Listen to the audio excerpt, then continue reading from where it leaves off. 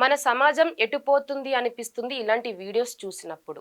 ప్రాణం పోతుంది రక్షించండి అని వేడుకున్న వీడియోలు, ఫోటోలు తీసుకుంటూ సహాయం చేయని జనం. నిండు ప్రాణం బలయింది.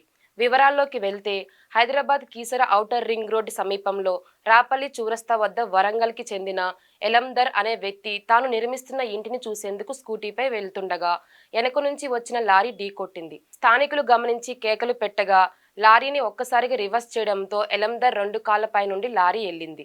దీంతో 2 కాళ్లు నుజ్జు నుజ్జు అయ్యాయి. రక్తం మడుగులో ఉన్న ఎలందర్ నొప్పితో అల్లాడుతూ తనను కాపాడమని వేడుకున్నాడు. అక్కడున్న జనం ఫోటోలు, వీడియోలు తీస్తూ 108 వెహికల్ వచ్చే వరకు గడిపారు. 108 వచ్చి ఆస్పత్రికి తరలించే లోపు ఎలందర్ మృతి చెందాడు. ఎలందర్‌కు 2 పిల్లలు, భార్య ఉన్నారు. లైక్ చేయండి,